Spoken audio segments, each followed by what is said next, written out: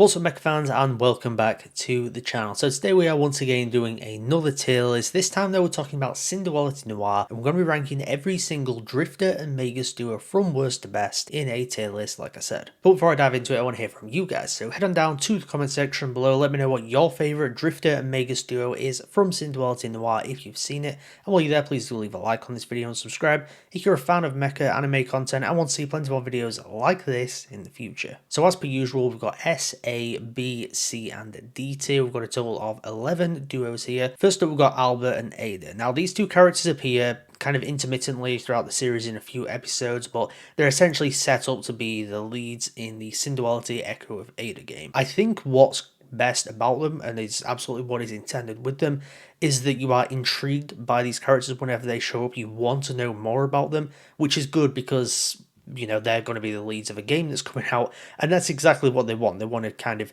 sell you on the Synduality franchise and therefore sell you on this specific game, and I'm very intrigued by these characters. I'm excited to see where they go.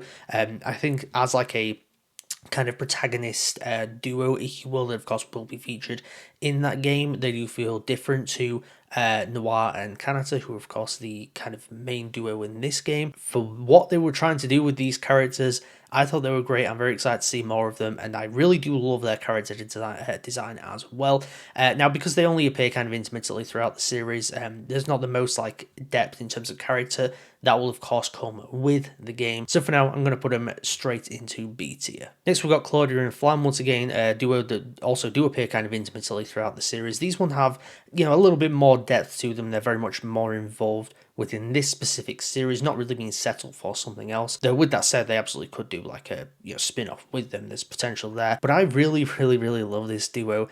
Flam is almost like that, you know, little sister to Claudia. I just think that they're really entertaining. To be honest, they're one of the most fun duos in this entire series. I'm tempted to put them in A, but I think I'm going to put them right at the top of B. Next up, we've got Ellie and Angie. Pretty big duo once again in this series. I do kind of love that like sister dynamic that they've got, where Angie kind of feels like that bigger sister to Ellie, even though Ellie does have a bigger sister that's also in this series. It's almost like a little bit redundant, like her relationship with Angie, then her relationship with Maria as well. I think they're okay. Once again, like a fun dynamic. I think Ellie and Angie are both pretty fun characters, but at the same time, I'm not the biggest fan of kind of Ellie's characterization. It's not the most interesting. So personally, I got to put these two in C. As much as I want to put them higher, I just wasn't the hugest fan, but they were still enjoyable to watch. Next up is Kanata and Shield, my personal favorite dynamic in this whole thing. So we're going to go straight up into S here. I think that they've really got like the best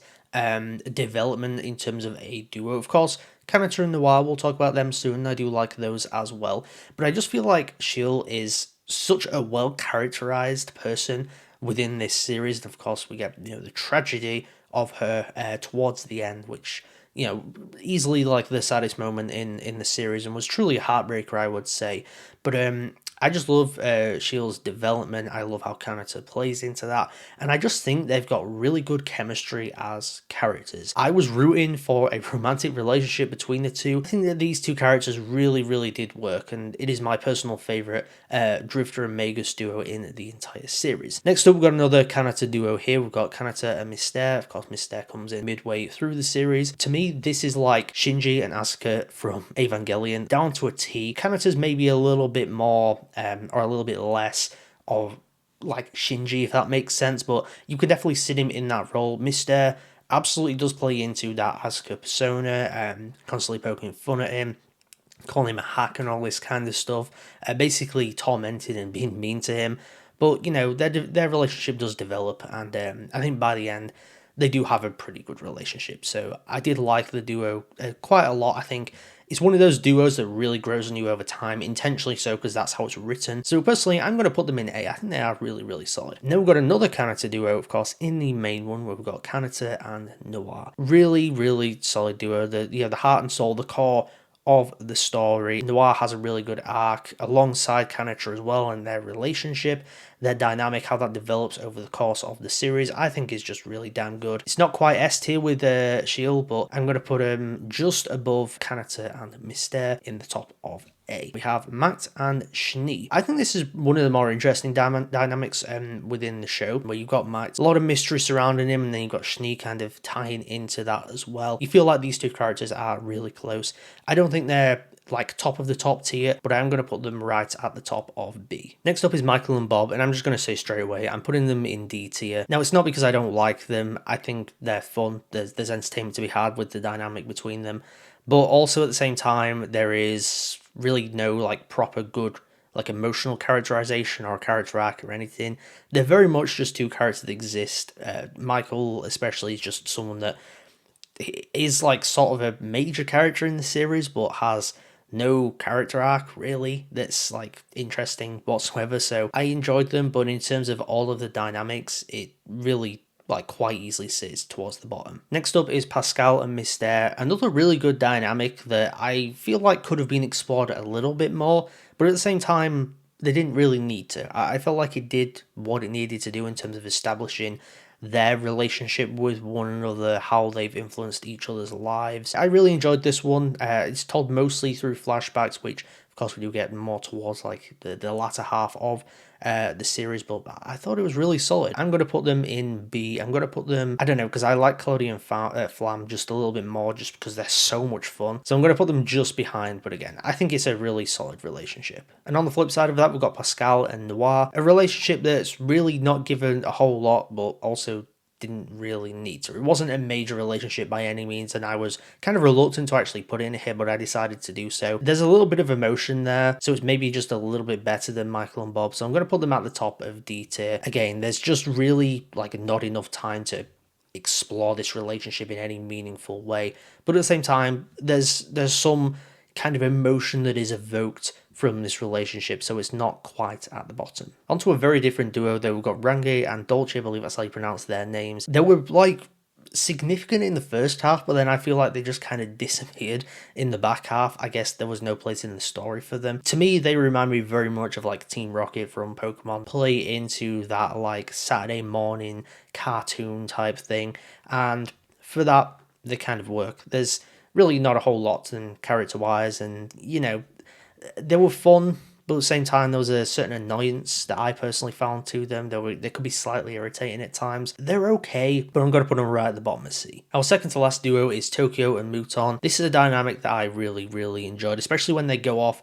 and kind of do their own thing in, you know, like the second core. I thought that was really interesting, and I just think they have a unique relationship because you have someone who is essentially in that like young adult kind of teenage years and kind of be a little bit reckless, and then you have someone overseeing him in a way that's of course, you know, presented as an old man, but at the same time he can be a fun character. So I think that it just works really well, and I think they just have good back and forth without ever being irritating or without ever feeling like the comedic duo.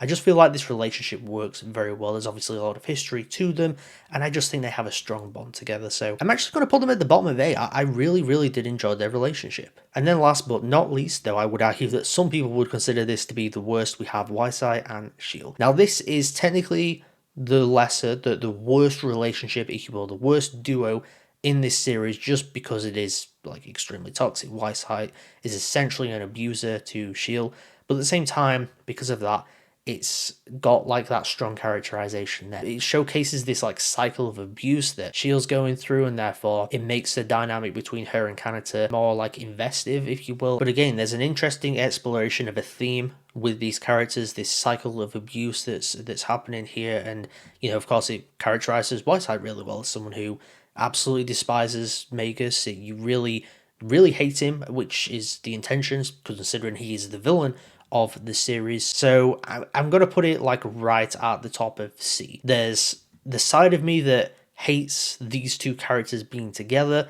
but then there's a side of me that appreciates the storytelling. But there we have it. That is my tier list ranking of every single Drifter and Magus duo from Synduality Noir. I'll throw it up on screen here so you guys can see it in its full glory. Before I get out of here though, please do leave a like on this video. Also subscribe if you're a fan of mecha anime content and want to see plenty more videos like this in the future. And like I said earlier, head on down to the comment section below. Let me know your favourite Drifter and Magus duo from Synduality Noir, and if you'd like to see any more videos on this series in the future, then also let me know. Thank you once again for tuning into Mecha Chat today, and I'll see you guys next time.